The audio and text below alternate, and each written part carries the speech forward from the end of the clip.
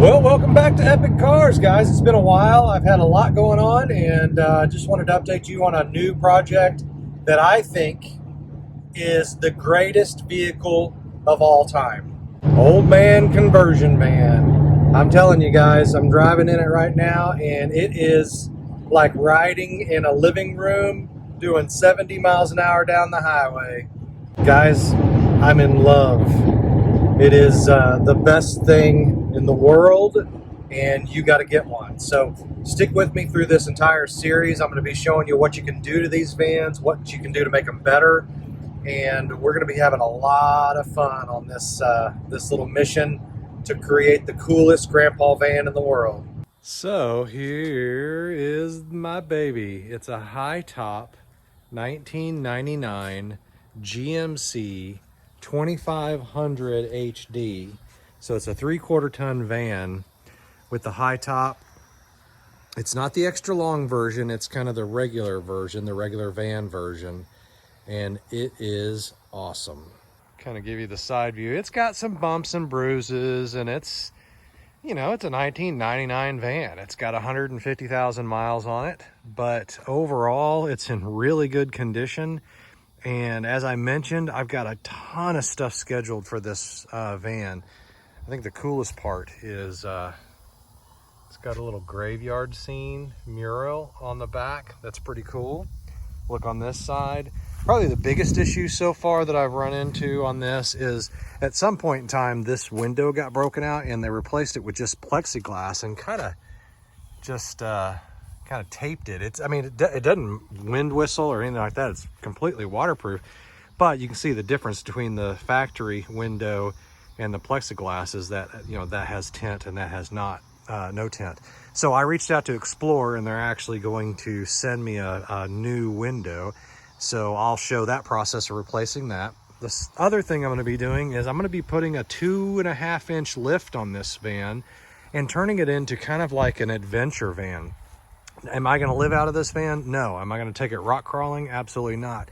But I do want the capabilities of this van to be a little bit better than it is. And so I'm going to put the 2.5 inch lift on it. Put probably, those are 245 tires right now. I'm probably going to go up to a 265, maybe even a 285 if I can fit it. And I'm going to go ahead and take off that kind of that ground effects package to give me a little bit better ground clearance if I do end up ever taking it off-road.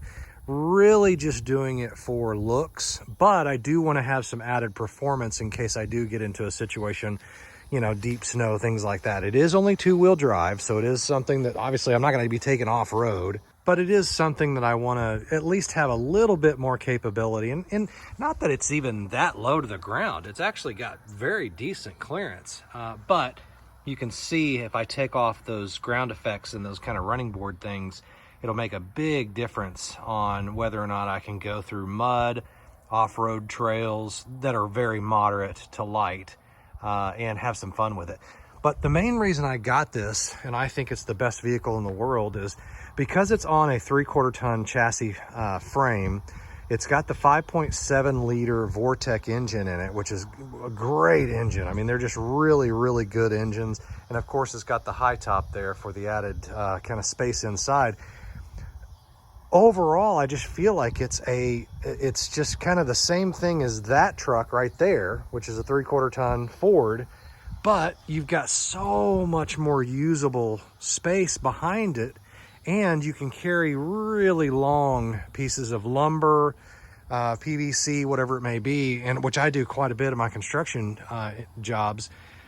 That's almost 12.5 feet from the front windshield all the way back. Actually, it's probably more than that. So you can kind of get a better look. Look at all this space. I've got almost 15 feet to the rear doors. Guys, I even put a 4x10 piece of sheetrock in here. I used those two seats to kind of hold it up. This couch folds down into a bed. So I just kind of went that flat. Look at it doing. I'm not going to set it down on the way because I got my tools back here. But I just set that down, and look how much space you have. Now, speaking of space, and again, don't pay attention to this back here because it's really messy. I was out on a job today and I was just kind of throwing stuff in here.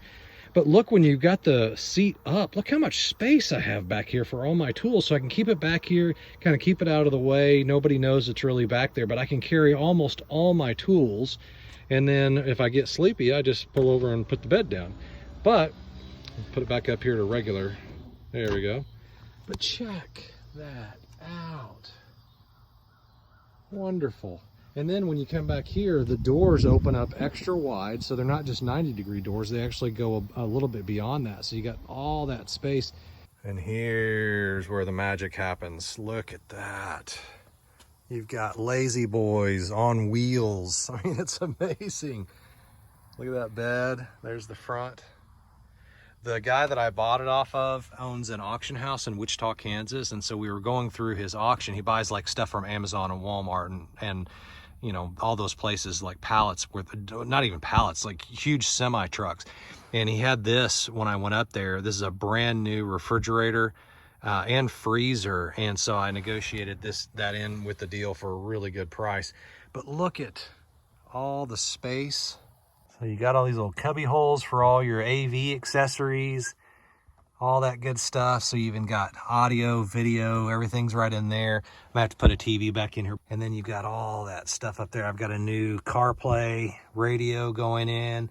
I've got some sound getting ready to come in. And the fact that I got some speakers back here, I actually found an amp underneath that seat. I didn't even know it was in there. But check this out back here. You've got auxiliary headphone hookups. I'm going to switch those out to USB so that people can charge their phones. So I'm going to be doing a lot of just really cool stuff to this van. And look how good a shape it's in. And look at that. That's King George's seat right there. He likes to ride along right there with me in his little seat. And I got the shade to where he can look out the window. It's perfect. Even came with a fire extinguisher. There's another look at the front. This is the coolest, best vehicle in the world. It's got rear air. It's got all the speakers. I mean, there's like 20 speakers in this thing. I mean, they're everywhere. You look around and there's speakers. And then, like I said, I'm going to add some more down there. Obviously, this refrigerator and freezer, if that wasn't there, you could just get up and come back here. Not a big deal. Let me kind of get that out a little bit better so you can see that.